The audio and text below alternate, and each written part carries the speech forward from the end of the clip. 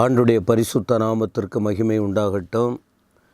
இயேசுவோடு பேசுவோம் வாருங்கள் என்ற நிகழ்ச்சியில் ஆண்டுடைய வார்த்தை மீண்டும் உங்களுக்கு சொல்லுவதற்கு என் தேவன் பாராட்டின தயவுக்காக ஸ்தோத்திரம்.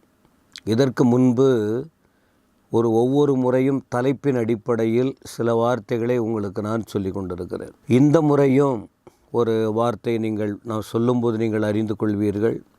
சகரியா 4ஆம் அதிகாரம் 6ஆம் வசனத்தின் கடைசி பகுதி.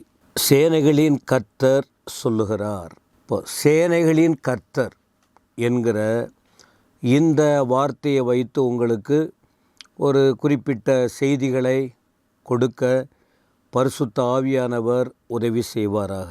அந்த வசனம் படிக்கிறேன் பாருங்கள். அப்பொழுது அவர் செருபாபேலுக்கு சொல்லப்படுகிற கர்த்தருடைய வார்த்தை என்னவென்றால், பலத்தினாலும் அல்ல, பராக்கிரமத்தினாலும் அல்ல, என்னுடைய ஆவியினாலே ஆகும் என்று சேனைகளின் கர்த்தர் சொல்லுகிறார். இந்த சேனைகளின் கர்த்தர் என்கிற இந்த வார்த்தையை தான் உங்களுக்கு நான் அழுத்தமாக சொல்ல விரும்புகிறேன்.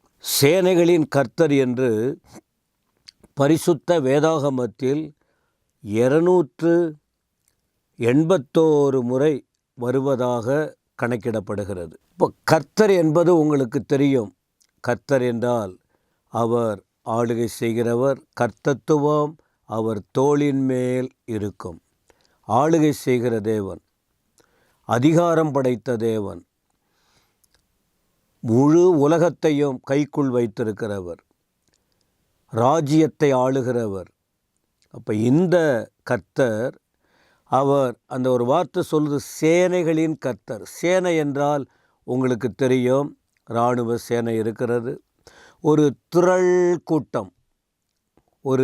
கூட்டம், பல ஆயிரங்கள் சேர்ந்து அந்த சேனையைப் போல் வருகிறார்கள் என்றெல்லாம் சொல்லுவதை நீங்கள் பார்க்க முடியும். அப்போ இந்த சேனைகளின் கர்த்தர் அப்படின்னு சொல்லும்போது, சேனை என்றால் 2 காரியம் சொல்ல விரும்புகிறேன். ஒன்று தூதர் சேனை, இன்னொன்று தம்முடைய ஜனங்களை சேனை அல்லது திரள் கூட்டம் என்று அழைக்கப்படுகிறது. ஆண்டுடைய வார்த்தையை பார்க்கும்போது தூதர்களை குறித்து அதிகமாய் சொல்லப்பட்டிருக்கு.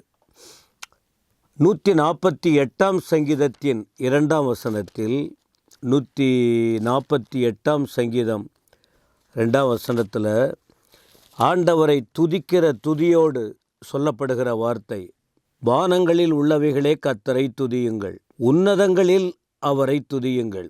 இந்த வார்த்தையை கவனிங்க.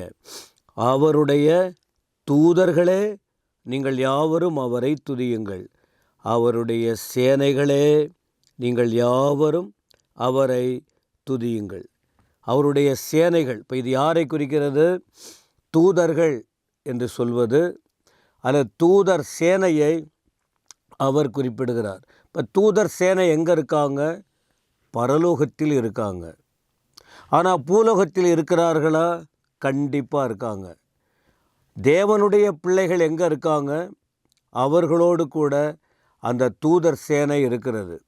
ஆனால் திரள் கூட்டம், தேவனை சேனைகளின் கர்த்தர் பரிசுத்தர் பரிசுத்தர் பரிசுத்தர் என்று ஓயாமல் அவரை துதிக்கிறதாக பரிசுத்த வேதம் நமக்கு சொல்லி கொடுக்கிறது. இன்னும் கூட லூக்கா எழுதின சுவிசேஷத்தின் 2ஆம் அதிகாரத்தின் அதனுடைய 13-14 வசனங்களை நீங்கள் படித்து பாருங்கள். 13ல், அந்த க்ஷணமே பரமசேனையின் திரள் அந்த தூதனுடனே தோன்றி. அப்போ அந்த தூதன் அப்படின்னு யார்? காபிரியேல் என்கிற ஒரு தூதன்.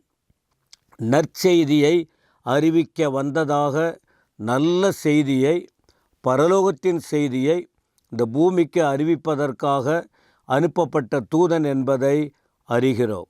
அப்போ அவர் அந்த தூதன் ஜனங்களுக்கு, அங்கே இருக்கிற கூடி வந்த மக்களுக்கு ஆண்டவர் பிறப்பை குறித்து அறிவிக்கிற அந்த சூழ்நிலையில் உடனே பார்த்திங்கன்னா பரமசேனையின் திரள் சேனை தூதனுடனே தோன்றி முதல்ல ஒரு தூதன் வந்து நற்செய்தியை அறிவிக்கிறார். அதன் பிறகு பரமசேனை, பரலோகத்தில் உள்ள சேனைகளாகிய தூதர்கள் அந்த தூதனோடு இணைந்து கொண்டு ஒரு வார்த்தை சொல்லுகிறார்கள். 14ஆம் வசனத்தில், உன்னதத்தில் இருக்கிற தேவனுக்கு மகிமை. இந்த தேவன் எங்கே இருக்கிறார்? சேனைகளின் கர்த்தர் எங்கே இருக்கிறார்? பரலோகத்தில் இருக்கிறார். பூமியிலே சமாதானம்.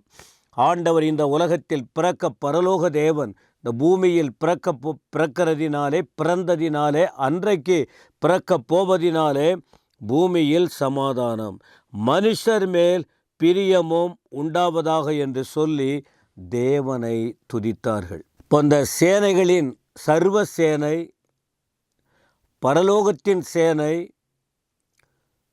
அந்த சேனை என்று அழைக்கப்படுகிற தூதர்களின் ஒரு காரியம் என்ன? ஓயாமல் துதிப்பது, துதித்து கொண்டே இருப்பது. அந்த துதியின் மகிமை என்ன என்று அவர்களுக்கு நன்கு தெரியும். எனவே இது ஒரு காரியம். இரண்டாவது, அவருடைய பிள்ளைகள், தேவனால் உண்டாக்கப்பட்ட தேவனுடைய பிள்ளைகள், கோடி கோடி கோடி மக்கள் இந்த உலகத்தில் இருந்தாலும் அவருடைய பிள்ளைகளை சேனைகள் என்று அழைக்கப்படுகிறது. எகிப்து தேசத்தில் தேவனுடைய பிள்ளைகளாகிய இஸ்ரவேலர்கள் அங்கே கொண்டு போகப்பட்டார்கள். அப்போ அந்த இடத்துல ஏறக்குறைய 430 வருடம், 430 வருஷம் அங்கே இருந்ததாக குறிப்பிடப்படுகிறது. யாத்ராகமத்தின் 7ஆம் அதிகாரத்தில் அதனுடைய 4ஆம் வசனம் பாருங்கள். இங்கே ஒரு வார்த்தை குறிப்பிடுகிறதை நாம் பார்க்க முடியும். பார்வோன் உங்களுக்கு செவி கொடுக்க மாட்டான், ஆகையால் எகிப்துக்கு விரோதமாக நான் என் கையை நீட்டி மகா தண்டனையினால் என் சேனைகளும் என் ஜனங்களுமாகிய இஸ்ரவேல் புத்திரரை எகிப்து தேசத்திலிருந்து புறப்பட பண்ணுவேன். நானே கர்த்தர்.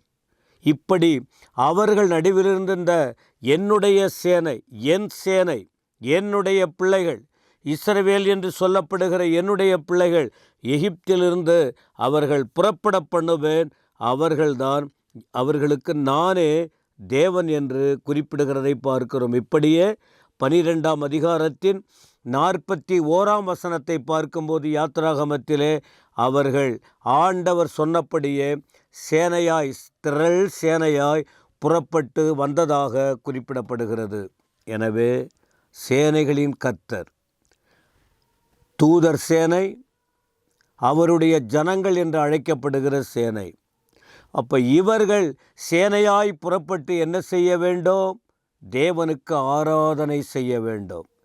தூதர் சேனை என்ன பண்ண வேண்டும்? ஓயாமல் கர்த்தரை துதிக்க வேண்டும். இன்று உங்களையும் என்னையும் ஆண்டவருடைய பிள்ளைகளாய் சேனைகளின் கர்த்தர் நம்மை அழைத்திருக்கிறார். துதிக்க வாய்ப்பு கிடைக்கும் போதெல்லாம் துதிப்போம், ஆராதிக்க வாய்ப்பு கிடைக்கும் போதெல்லாம் ஆராதிப்போம். ஆவி, ஆத்துமா, சரீரத்தை ஆண்டவருக்கு படைப்போம். அதிநிமித்தம் வருகிற அனைத்து ஆசீர்வாதங்களை பெற்றுக்கொள்ள பரலோக தேவன் தாமே நம் அனைவருக்கும், உங்கள் அனைவருக்கும் அந்த கிருபைகளை தருவாராக. ஆமேன், ஆமேன்.